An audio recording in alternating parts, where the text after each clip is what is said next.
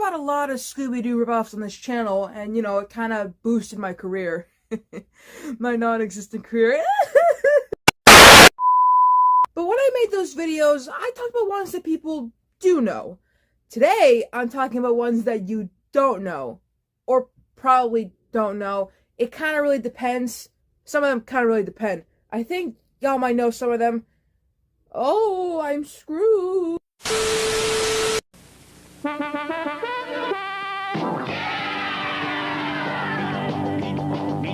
The first cartoon we're talking about is Meatballs and Spaghetti. It's obviously an anime television series that aired on CBS on Saturday morning from September 18th, 1982 to March 5th, 1983.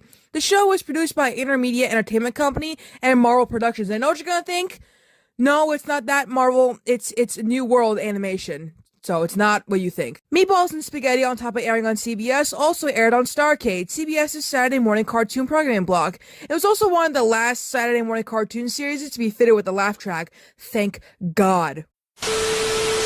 The show was not well received, with a variety of reviews saying not try at music here, or no try music here, I don't know why they're really, or even at much comedy either. It's without any socially redeeming value. And you know what the worst part is? We got 3 famous people in the show. Frank Welker, and Barry Gordon, and Peter Cullen. Oh my god! And Ron Massick, who was in Murder, She Wrote with Angela Lansbury. Oh god!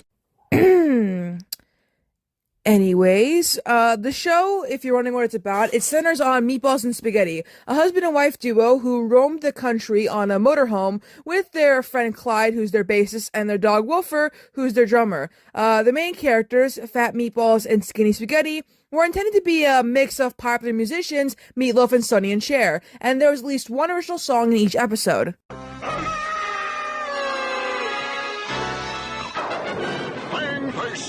Our next cartoon is Fang Face, a cartoon you might know.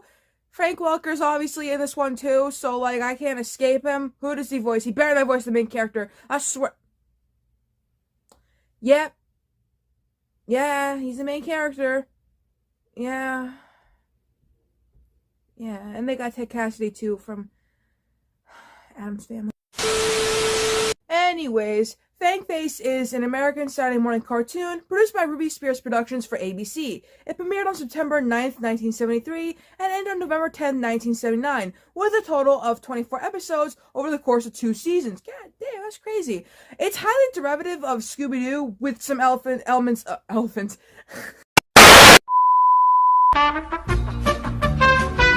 Let's try it again. It's highly derivative of Scooby-Doo, with some elements of Tasmanian Devil and I Was a Teenage Werewolf as well. Fang Face features 4 teenagers, buff and handsome leader Biff, his brainy and beautiful dusky-skinned girlfriend Kim, that's a really weird way to describe your girlfriend, short and stocky and pugginous Pugsy, and tall, skinny Skimpleton, Sherman Fangs Fangsworth. Pugsy and Fangs are based on Leo Gorsey and Hunt's Hall of the Bowery Boys film, so I didn't know that, but according to the opening narration provided by John Stevenson, it consists of the following. Every 400 years, a baby werewolf is born into the Fangsworth family.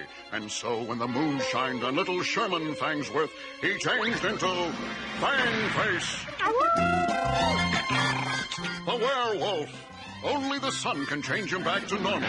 And so little Fangs grew up and teamed up with 3 daring teenagers. With most Scooby-Doo shows like we're about to talk about, typically they like to do something else for season 2. A very good example being when Josie and the Pussycats decided to go to space for the 2nd season. For Fang Face, in the 2nd season, they retitled it to Fang Face and Fang Puss, and it aired as a segment on the Plastic Man Comedy Adventure Show, and it introduced a new character, Baby Fangs. Fangs is infant cousin who turned into a baby werewolf called Fang Puss. This updated the show's canon that the one werewolf is born into a family every 400 years by adding that a werewolf can be born through another family member, which would be married to the Fangsworth family. The show remained in the same mystery adventure style as the first season, but the episodes were now shortened to 2 15-minute segments in one 30-minute episode. 8 episodes of the 2nd season were produced for the 1979 season. The episodes The Creepy Goon from the Spooky Lagoon and Dr. Lupiter and The Thing from Jupiter are the only season 2 episodes in which Baby Fang / Fangpuss did not make an appearance.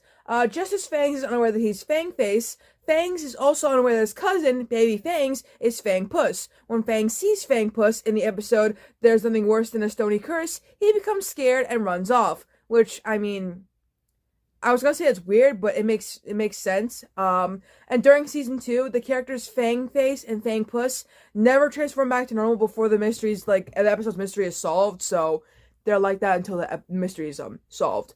The second season originally aired from September 22nd, 1979 to November 10th of 1979, and then it became a separate series in 1981, and also, like, for the original Fangface show, it ran for just one season. Later, in 1983, Pugsy and Fangface had cameos in The Puppy's Further Adventures, which is another cartoon that I might talk about later.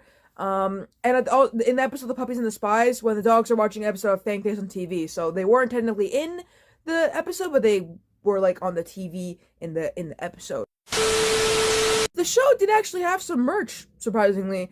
According to the, Wikipedia article, they made a board game for it from the Parker Brothers. The Parker Brothers made like a board game for it. It was a wacky werewolf game.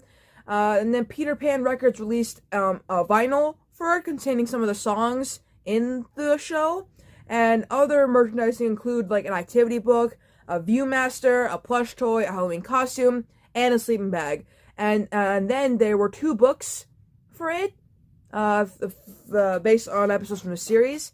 And then as for like home media, they did release some episodes on VHS, and then a second VHS was released, and then the entire season ended up getting remastered and released on Apple TV in 2022. Here comes help, here comes action, here comes Buford. Here comes the Buford Files Show, along with the Galloping Ghost. This cartoon I was saving for last because it's actually 2 cartoons. I know it's kind of confusing, and also, yes, I'm aware that the guy in the Buford Files one looks like Mickey Dolenz. Nothing we can do about that. Frank Welker is in the show as Buford. He's the dog. Buford's the dog. Anyways. Buford and the Galloping Ghost is an American anime television series and a spin-off of Yogi Bear's Space Race. That's also confusing, but bear with me. The show was broadcast on NBC from September 9th to December 2nd of 1978. The half-hour series was composed of 2 11-minute segments, The Buford Files and The Galloping Ghost, hence the name, Buford and the Galloping Ghost. The Buford Files, not to be confused with the live-action show The Rockford Files, and The Galloping Ghost originally aired as segments on Yogi Space Race from September 9th, 1978 to January 27th, 1979. Following the cancellation of the show, both segments were repackaged and spun off into half-hour shows on NBC from February 3rd to September 1st, 1979, and it has been rebroadcasted on the USA Cartoon Express, Cartoon Network, and Boomerang. The Buford Files is about a dog named Buford. He's a lazy bloodhound with a mournful bark and a sharp nose for solving mysteries who lives deep in Fenelky Swamp. He teams up with the teenage Boggs twins, Cindy, May, and Woody, and the trio solves confusing mysteries that baffle Sheriff Muletrain and his overeager but dim-witted deputy, Goofer McGee. Buford's abilities are expanded with ears that revolve like radar dishes, and his nose responds to clues like a Geiger counter.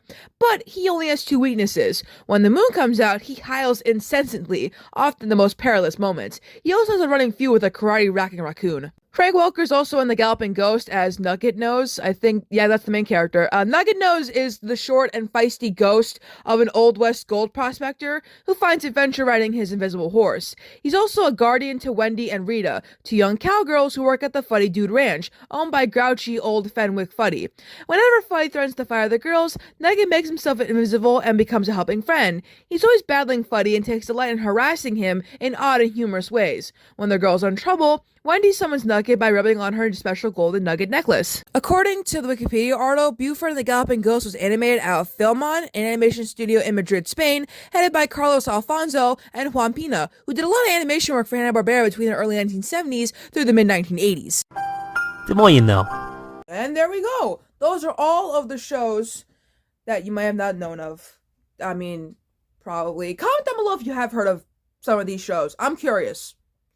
I know I can count on you people to tell me, So, anyways, the next video will be about the Beach Boys, specifically their unfinished album, Smile. I found out about it when I was talking about the Crosby, Stills, Nash & Young unfinished album, And this one's a doozy to get through.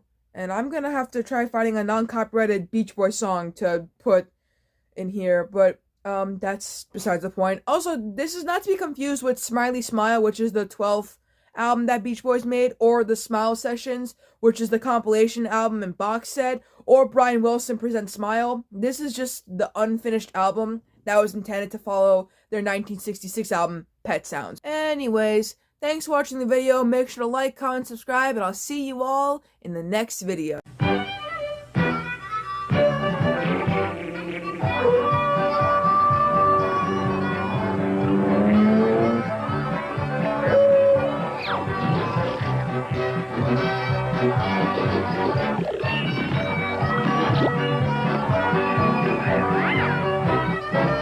Here comes help, here comes action, here comes Mueller.